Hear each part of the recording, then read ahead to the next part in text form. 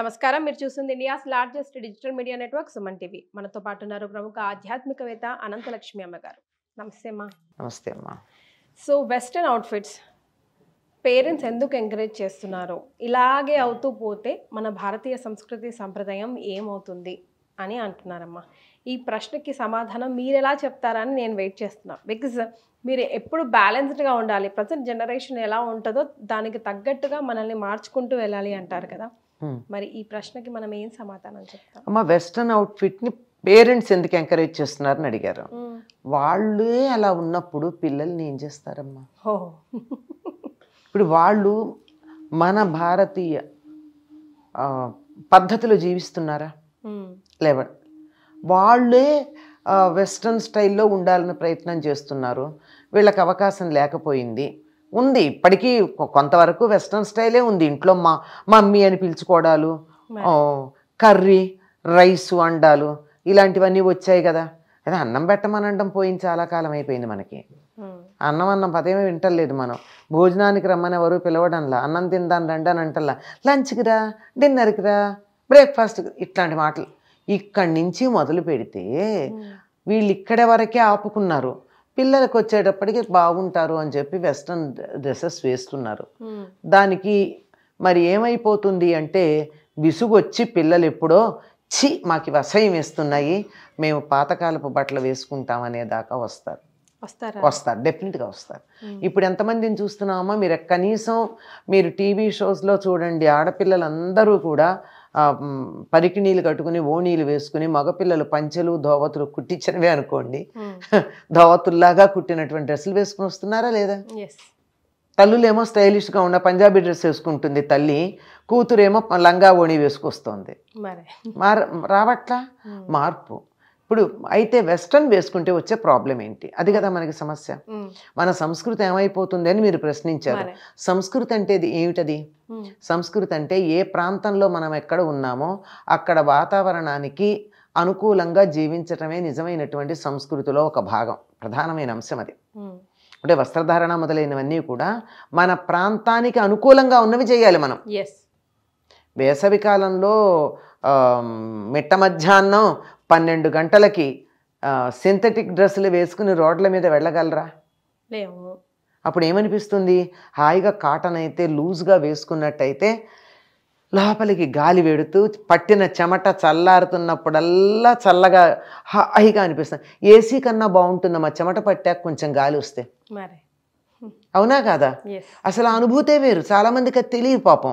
24 గంటలు ఏసీల్లో కూర్చునే వాళ్ళకి ఒంటికి బ్రహ్మాండంగా చెమట పట్టి పనిచేస్తే చెమట పట్టి దాని తర్వాత ఇలా విసురుకుంటే చల్లగాలితో ఆ హాయి కానీ లేదా గాలి అలా వీస్తే వచ్చేటట్టు సుఖం కానీ తెలియదు. ఎంతమందికి తెలుసా ఆ సుఖం? తెలియదు. కనుక అది ఎప్పుడైతే వేసవి కాలంలో అటువంటి వస్త్రధారణ మనకు పనికిరావద్దని అనుకుంటున్నామో దాన్ని బట్టి మనకు అర్థమవుతోంది ఏమిటి? వాతావరణాన్ని అనుకూలంగా మనం వస్త్రధారణ చేసుకోవాలి అని. మనకి ఇక్కడ ఏం పండుతుందమ్మా? పత్తి పండుతుంది. మనకి గొర్రెలకు పెంచి ఉన్ని తయారు చేయాలంటే కూడా ఎక్కువ ఉన్ని తయారవదు. ఇక్కడ ఉండేటటువంటి గొర్రెలకి ఉన్ని వేసంకాలం వచ్చేప్పటికి బొచ్చంతా రాలిపోతుంది దానికి బయట ఉన్నటువంటిది. ఏదో శీతాకాలంలో చాలా కొద్దిగానే ఉంటుంది. ఇక్కడ దానిపైన ఉండే ఉన్ని కోసం పెంచరు గొర్రెలను, మాంసం కోసమో పాల కోసమో పెంచుతారు తప్ప. మరి ఇక్కడ మనకు ఉన్ని వస్త్రాలు ఎందుకు? అవసరం లేదు. అందుకని మనకు వాతావరణానికి అనుకూలంగా ఉండేటటువంటి వస్త్రధారణ చేయాల్సినటువంటి అవసరం ఉంది. అది ప్రధానం. ఇది సంస్కారంలో సంస్కృతిలో ఒక భాగం. ఎవరికి అనుకూలమైనటువంటి వస్త్రధారణ వాళ్ళు చేసుకుంటే చాలా బాగుంటుంది. మొన్ననే నేను సనాతన ధర్మ చారిటబుల్ ట్రస్ట్ వాళ్ళు, అంటే స్వామి శివానందమూర్తి గారి ట్రస్ట్, దాంట్లో డాక్టర్ విద్యాసాగర్ అనేటటువంటి వారు మాట్లాడుతుంటే విన్నాను. వాళ్ళు ఎమినెంట్ పర్సన్స్కి అవార్డ్స్ ఇచ్చేటటువంటి ఫంక్షన్, దాంట్లో ఆయన మాట్లాడుతుంటే విన్నాను. మన ధర్మం గురించి మాట్లాడుతూ ఆయన మనం ఇతర దేశాలకు వెళ్ళినప్పుడు ఆ రకమైన వస్త్రాలు ధరించాలనేటటువంటిది ఒక రాంగ్ కాన్సెప్ట్ అని చెప్తాడు ఆయన. ఎందుకంటే ఎవరి దేశానికి సంబంధించిన వస్త్రధారణలో వాళ్ళు వస్తే అందరూ గౌరవిస్తున్నారు ప్రపంచం అంతా అని దానికి ఆయన ఒక ఎగ్జాంపుల్ చెప్తాడు. ఒక పెద్ద సైంటిఫిక్ సెమినార్లో ఇజ్రాయిల్స్ అందరూ కూడా ఆ చిన్న టోపీలు పెట్టుకొచ్చారు. ప్రపంచంలో టాప్ మోస్ట్ సైంటిస్టులు. ఓ వాళ్ళు ఏమీ సూటు బూటు వేసుకుని రాలా. వాళ్ళు ఏం వేసుకొచ్చారు, వాళ్ళ డ్రెస్సింగ్ ఏదైతే ఉందో యూదులు వేసుకునేది, అది వేసుకుని వాళ్ళ టోపీ ఎంత ఉంటుందండి, ముస్లిమ్స్ పెట్టుకునేది ఇక్కడ దాకా ఉంటుంది, యూదులు పెట్టుకునేది ఇక్కడ వరకే ఉంటుంది. ఎలా అంటే మీకు పోప్ పెట్టుకుంటాడు, చిన్న కొబ్బరి చిప్ప అంతే ఉంటుంది, అది ఎక్కువ ఉండదు. అలా పెట్టుకుని వచ్చారట. అక్కడ ఎవ్వరూ వాళ్ళని తప్పు పట్టలేదు, వాళ్ళ సంస్కృతికి అందరూ గౌరవించారు. ఎవరైతే పంచ కట్టుకుని వెళ్ళారో భారతీయులు, వాళ్ళని అంతకన్నా ఎక్కువ గౌరవించారు సూట్ వేసుకు వెళ్ళిన వాళ్ళకన్నా. అంచేత ఈ మన పిల్లలు విదేశాలకు పెడతారు గనక ఇప్పటి నుంచి సూటు బూటు, పేకకు ఒక ఉరి అంటే టై, ఇవన్నీ కట్టి పంపించాల్సిన పని లేదు. ఇది తల్లిదండ్రులు మానుకుని మన సంప్రదాయంగా ఉండేటటువంటి వస్త్రధారణలో సుఖం ఉంది, ఇతరులు గౌరవిస్తారనే సంగతి చెప్పాలి. వాళ్ళు ఇతరులు గౌరవిస్తారనే సంగతి చెప్పాలంటే వీళ్ళ వస్త్రధారణలో ఉండాలి. ముందు పేరెంట్స్ ఉండాలి. ఉదాహరణకి నేను ఇందాకే ఉదాహరణ ఒకటి చెప్పా. తల్లేమో ఒక ఫంక్షన్కి చుడిదార్ వేసుకొచ్చింది, కూతురేమో లంగా ఓణి వేసుకొచ్చింది. బాగానే ఉంది కదా.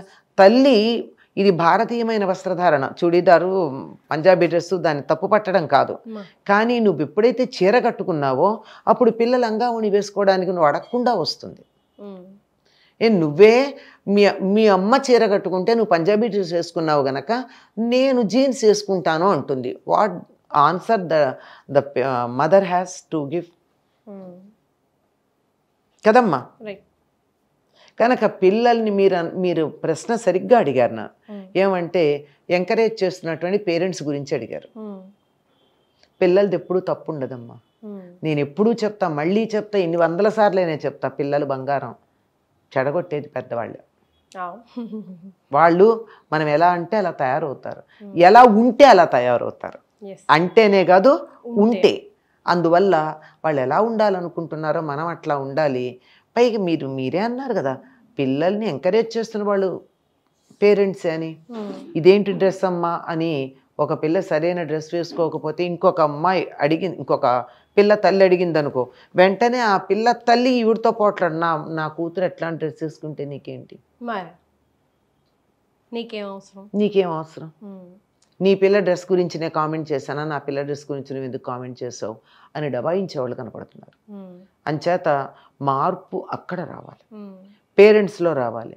పేరెంట్స్లో వస్తే తప్ప పిల్లల్లో రాదు. ఈ వస్త్రధారణ గౌరవప్రదమైంది, మన ప్రాంతానికి సంబంధించింది, మనకి ఇక్కడ ఇది సుఖంగా ఉంటుంది. ఈ వస్త్రధారణ మనం ఇలా వెళ్ళినందువల్ల ఇతర దేశాల్లో మన ఎవరు ఏమీ అనరు అనేటటువంటి సంగతిని వాళ్ళ మనస్సుల్లో నాటుకునేటట్టు చేయాలి. ఎస్, మళ్ళీ కొన్ని రోజు ఏదైనా మెయిన్ ఫంక్షన్స్, పెళ్ళిళ్ళు అలాంటి ఒకేషన్ వచ్చినప్పుడు మళ్ళీ మనమే పోట్లాడతాం, మనమే కుస్తీలు పడతాం, మనమే ఎప్పుడు వెస్టర్నేనా, ఎప్పుడైనా ఇండియన్ వేసుకోమంటే వేసుకోవు, లంగావని వేసుకోవు, చిరాకు పడతావు, అది పడతావు, వేసుకున్న వెంటనే విప్పుతావు.